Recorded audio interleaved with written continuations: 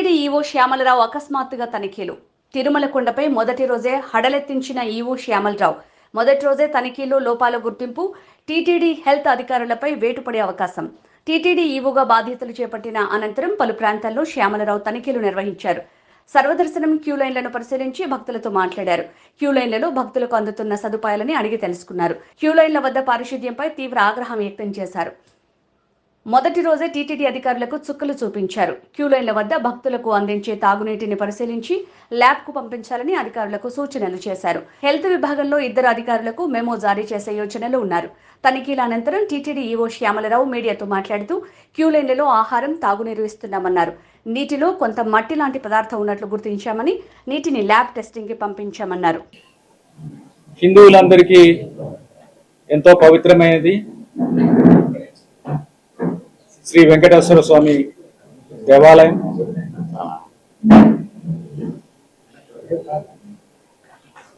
అలాగే రోజుకి ప్రపంచం నలుమూలల నుంచి వేలాది మంది వచ్చి దర్శించుకుంటూ ఉంటారు. 70,000 నుంచి 80,000 వరకు వస్తున్నారని తెలిసింది.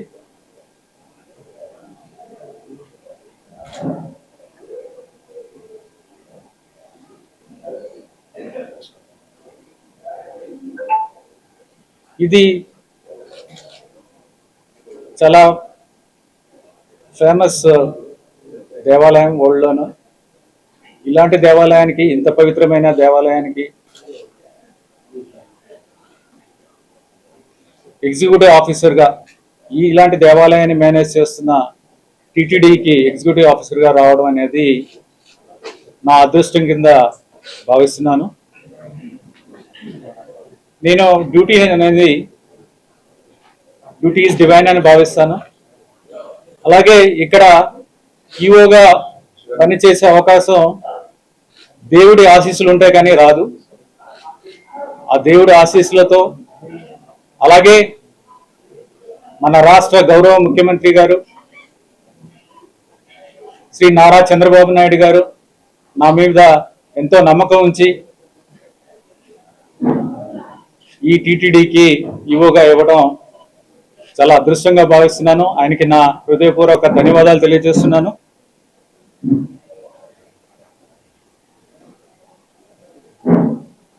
అలాగే ముఖ్యంగా ఈ దేవాలయానికి సంబంధించిన, అలాగే ఈ దేవాలయానికి అనుబంధంగా ఉన్న చాలా దేవాలయాలు, టీటీడీ కింద ఉన్న దేవాలయాలు అన్నిటిలోని కూడా అడ్మినిస్ట్రేషన్ ఏదైతే ఉందో అదంతా కూడా స్ట్రీమ్లైన్ చేసి భక్తులందరికీ కూడా మంచి సౌకర్యాలు ఉండేలాగా చూసుకుంటాము.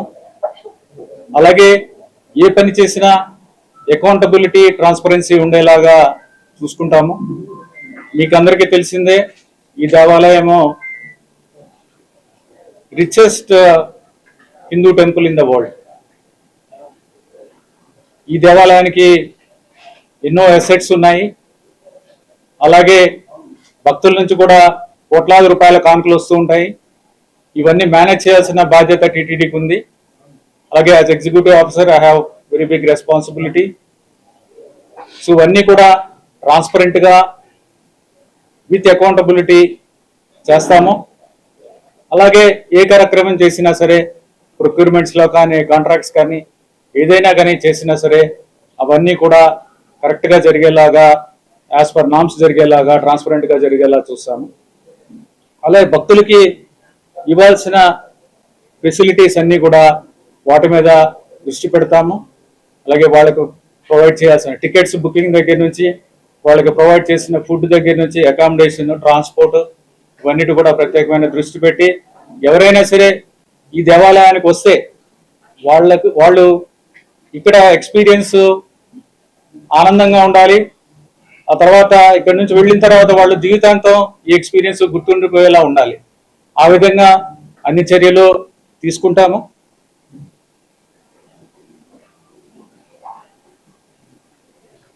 అలాగే టీటీడీ తరపు నుంచి ఎన్నో చారిటబుల్ యాక్టివిటీస్ చేస్తున్నారు, ఎడ్యుకేషన్ కానీ, హెల్త్ కానీ.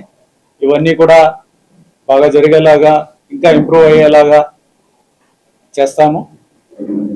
ఇవన్నీ కూడా టీటీడీ అంటే ఇక్కడ మనకి ముఖ్యంగా ఈ ప్రధాన దేవాలయం ఏదైతే ఉందో ఇక్కడ ఉద్యోగులందరూ కూడా ఎంతో కష్టపడి, ఇది 24/7 జాబ్, ఎంతో కష్టపడి భక్తులకి ఇబ్బంది కాకుండా అలాగే దేవుడి పూజలు కార్యక్రమాలు అన్ని సక్రమంగా జరిగేలాగా ఎంతో కృషి చేస్తున్నారు.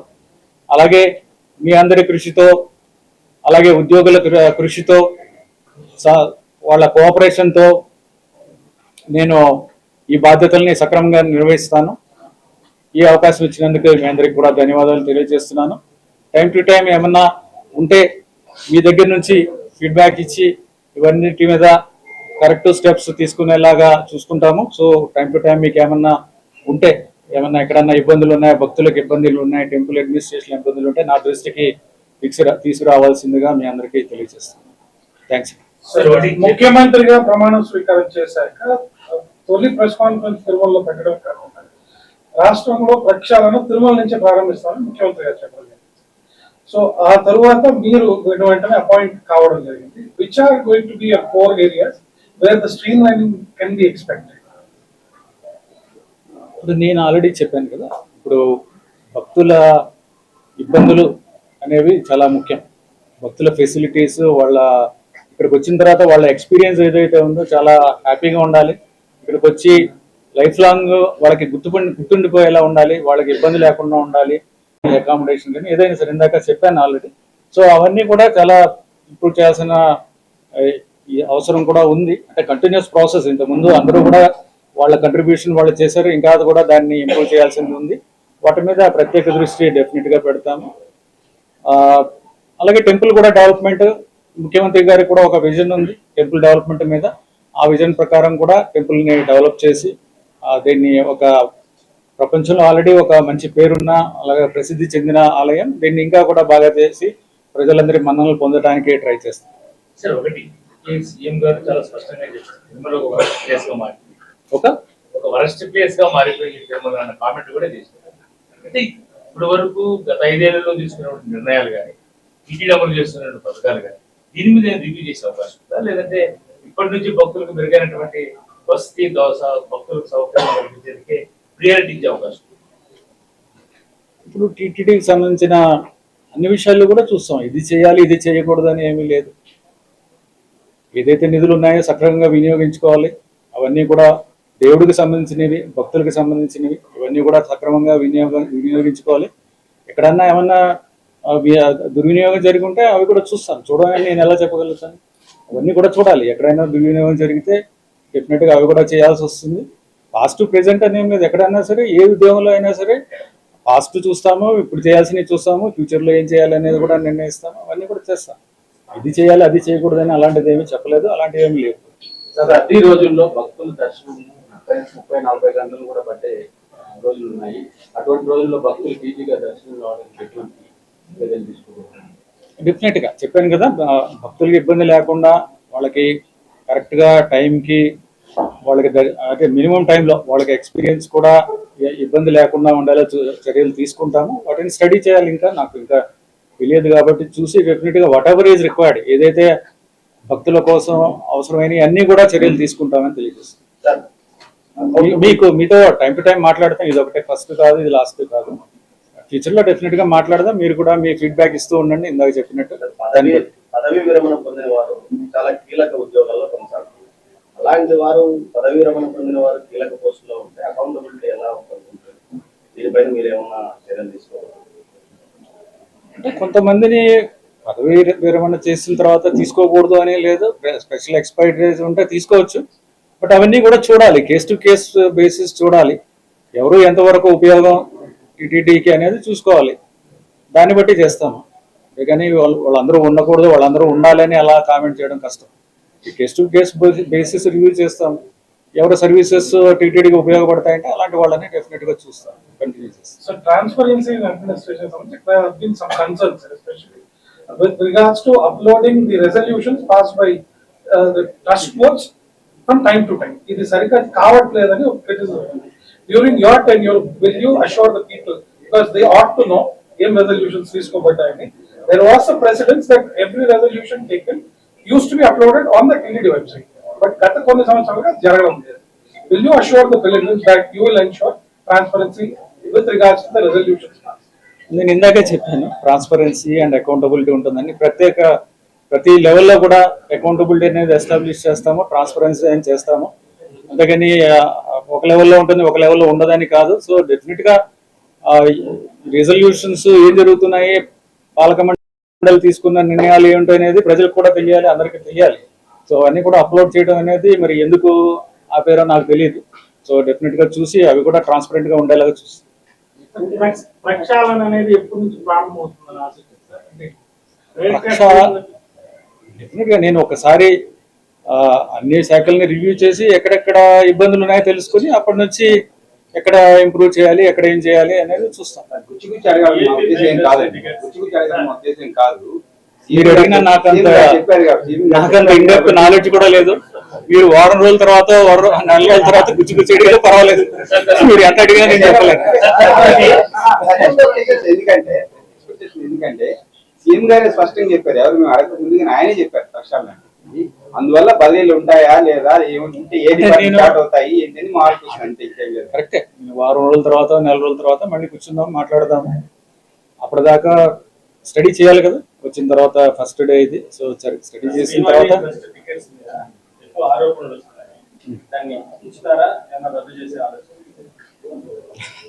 నేను ఇందాకే చెప్పాను కదా.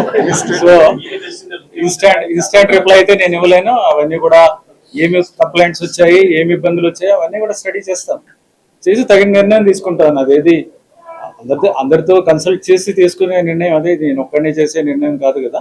అవి ఏమన్నా ఉన్నా సరే, ఏ నిర్ణయం అయినా సరే అందరితో డిస్కస్ చేసి చేసే నిర్ణయం ఉంటుంది.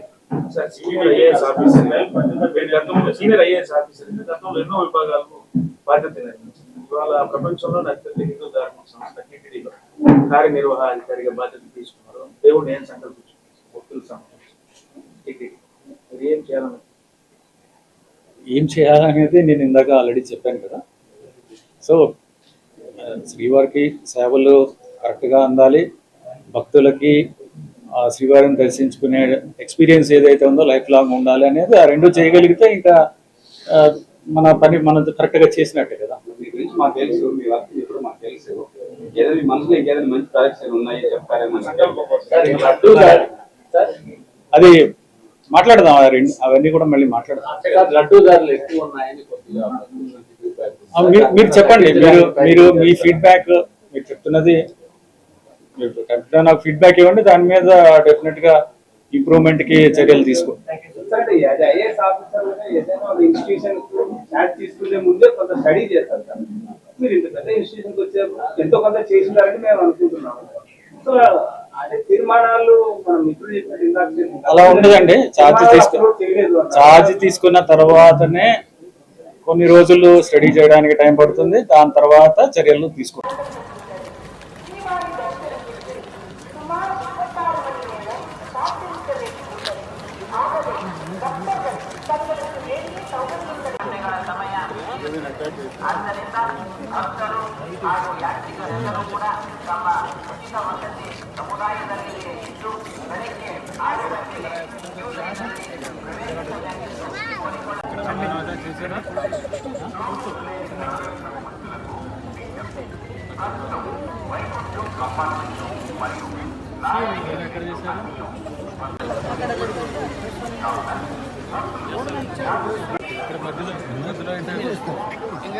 யாருமே கெயிட் பண்றதாங்க, யாருமே கெயிட் பண்ண மாட்டாங்க, எந்த இடம்னு சொல்ல மாட்டாங்க. ஃப்ரீ தரிசனம் எங்கன்னு சொல்லவே மாட்டாங்க.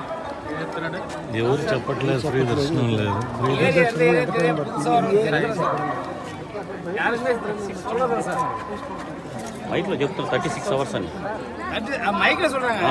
இது வழியில வர்றது யாரும் சொல்றதில்ல, தனி சுத்தி தாங்கிறாங்க. ஆனா இடத்துக்கு வரல.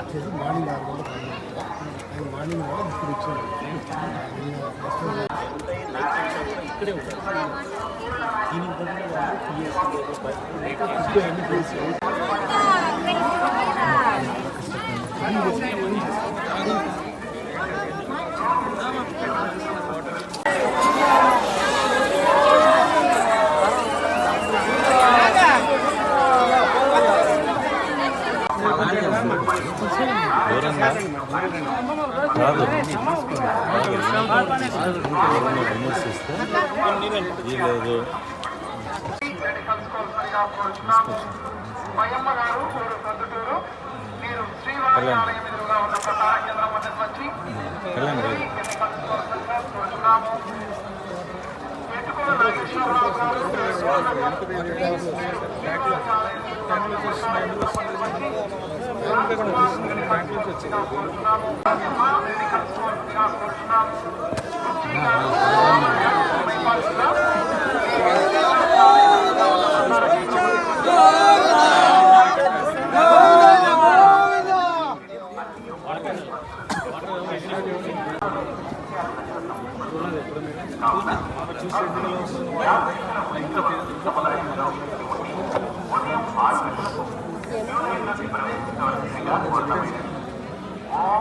సోర్స్ నుంచి ఉన్న ప్రాబ్లం ఉండాలి, ఇక్కడ వీళ్ళు చేసే ప్రాబ్లమా, లేదా ఇది ప్రాబ్లమా?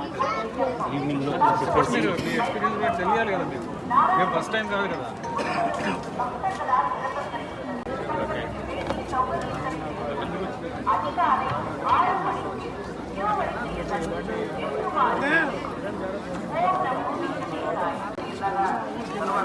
ఇది కూడా అలాగే ఉంది, డస్ట్ కాదు అది కూడా. తీయండి, మీరు చేయి పెట్టకండి, మీరు చేయి పెట్టండి, గ్లాస్ తీ, వాళ్ళు తీయండి, వాళ్ళు తీయండి.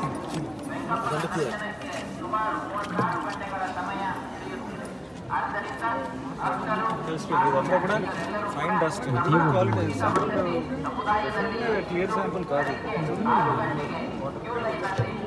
మన డబ్బులు లేవు, స్టేట్ గవర్నమెంట్ డబ్బులు రిలీజ్ అవుతుంది.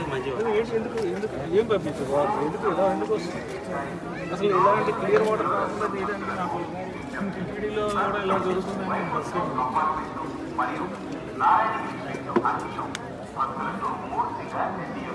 మీ డెసిగ్నేషన్, మీ పైన ఎవరుంటారు? మీరే సీఎం, మీరు మీ పైన ఇప్పుడు చూడలేదన్నా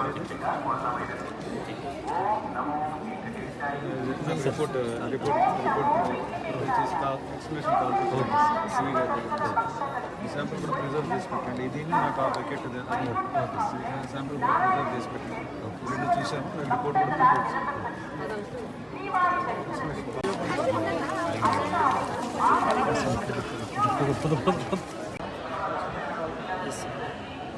ఏంటిది అది? అసలు గ్లౌజ్ లేవు, అసలు సిస్టమ్ ఏంటి? మీకు గ్లౌజ్ ఇస్తారమ్మా, మరి ఎందుకు తీసుకోవాలా? గ్లౌజ్ ఇచ్చారా లేదా? ఉన్నాయా లేదా? నేను దగ్గర ఉన్నాయా? లిఫ్ట్ చేసే ఇప్పుడు ఆవిడ లిఫ్ట్ చేస్తుందా లేదా? దాంట్లోంచి అది కోసి ఇందులో పోస్తారు సార్, పిన్స్ టిప్పర్ తీసుకొచ్చి దీంట్లో పోసారు. అయితే దీంట్లోంచి దాంట్లో వేస్తావా? చెప్పు, నువ్వు కవర్ చేయకండి. నేను అడుగుతున్నది ఏం చేస్తాను, దీంట్లో వేసేప్పుడు ఏంటి నీ బాధ్యత ఏంటి? ఇప్పుడు నువ్వేం చేయాలి? ఇప్పుడు ఎంతమంది డ్యూటీ ఎంతమంది చేశారు ఇక్కడ? డ్యూటీ ఎంతమంది ఉన్నారు? ఎప్పుడు చూసారా? ఏం సిస్టమ్ ఏంటి? మానిటరింగ్ ఎలా చేస్తారు? శానిటేషన్ అది లేదా? ఎలా చూస్తారన్న? దానికి సిస్టమ్ ఏం లేదా? ఎలా ఏం అటెండెన్స్, బయోమెట్రిక్ అటెండెన్స్ ఉందా, లేకపోతే ఫోటో ఉందా, లేకపోతే ఎలాగా? ఫోటోలు వేస్తారా? బస్సు వేస్తారా? బస్సు కాదు, ఫోటో కానీ బయోమెట్రిక్ కానీ అదేం లేదు సార్. బయోమెట్రిక్ మస్టర్ పాయింట్లో ఎలా విషయం మీరు తీసుకుంటారా? ఎవరు తీసుకుంటారు? ఇన్స్పెక్టర్ తీసుకుంటారు.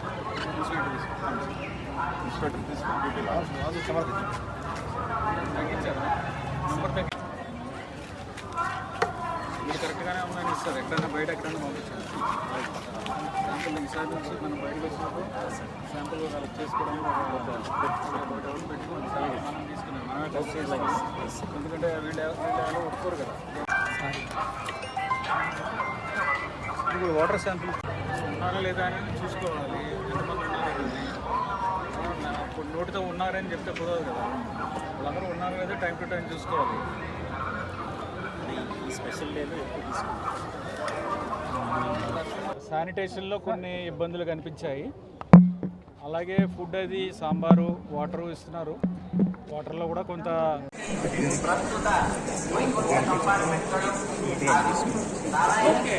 సుమారు 3 సార్లు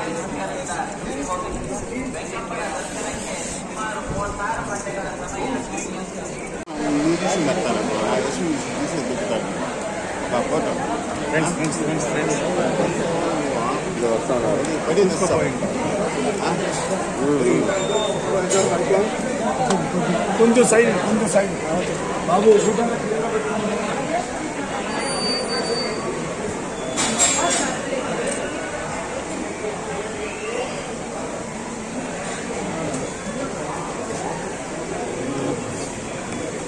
ఫోన్